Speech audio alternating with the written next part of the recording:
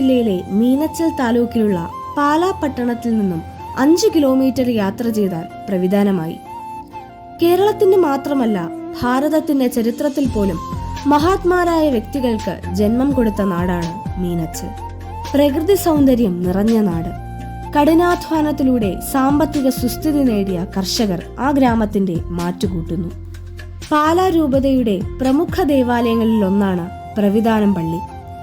1660 സ്ഥാപിതമായ പള്ളി ഇപ്പോൾ ഫെറോന ദേവാലയമാണ്. നാട്ടിലെ അറിയപ്പെടുന്ന കുഴിഞ്ഞാലിൽ കുടുംബത്തിലെ കുരുവിളയും ഇലവുങ്കൽ നിരപ്പേൽ കുടുംബത്തിലെ മറിയാമ്മയും തമ്മിൽ വിവാഹിതരായി.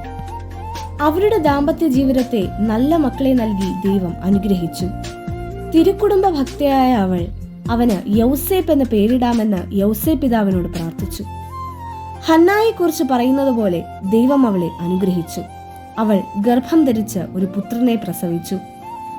1903 മെയ് 24 പുത്രലബ്ധിയിൽ ആ കർഷക കുടുംബം ഏറെ ആഹ്ലാദിച്ചു. കുട്ടിക്കാലത്ത് ഇടവക പള്ളിയിലെ പ്രസംഗം അനുകരിക്കുക, അതിലൂടെ പെങ്ങന്മാരുടെയും അയൽവാസികളായ കുട്ടികളുടെയും ശ്രദ്ധ പിടിച്ചുപറ്റുക കുഞ്ഞ് യൗസേപ്പിന് വളരെ താല്പര്യമുള്ള കാര്യമായിരുന്നു.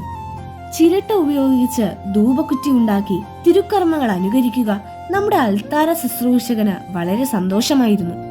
ഭാവിയിൽ താൻ ഏറ്റെടുക്കാനിരിക്കുന്ന പൗരോഹിത്യ ധർമ്മത്തിന് കുഞ്ഞ് യൗസേപ്പ് സ്വയം തയ്യാറെടുക്കുകയായിരുന്നു. ശൈശവത്തിന്റെ മാധുര്യവും പ്രേക്ഷിതന്റെ ചുറുചുറുക്കും പുരോഹിതന്റെ വൈശിഷ്ട്യവും ചെറുപ്പത്തിലെ അവനിൽ പ്രകടമായി. കുഞ്ഞ് യൗസേപ്പ് ഒരു അച്ഛനാകും എന്ന് നാട്ടിലെ മുതിർന്നവർ പ്രവചിച്ചു. മഴയോ മഞ്ഞോ നോട്ടമില്ല. ദിവസവും രാവിലെ 4 മണിക്ക് ഉണരും.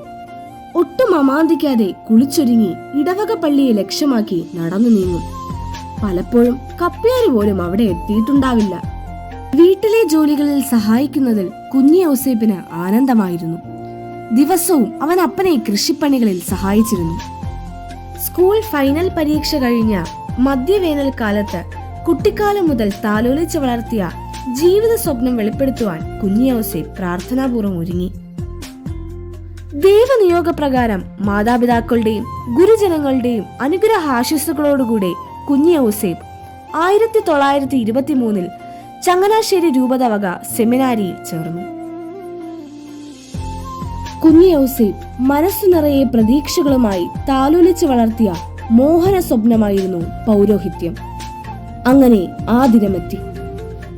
ഒരു മനുഷ്യ വ്യക്തിക്ക് ലഭിക്കാവുന്നതിൽ ഔന്നത്യമേറിയ ശുശ്രൂഷാവേദി, സദ്വാർത്തയുടെ പ്രഘോഷകൻ, ദൈവനാമത്തിൽ മനുഷ്യരോട് സംസാരിക്കുവാൻ വിളിക്കപ്പെട്ട പ്രവാചകൻ, വിശ്വസ്തനായ വിധക്കാരൻ മോൺസിഞ്ഞർ ജോസഫ് കുഴിഞ്ഞാലിൽ.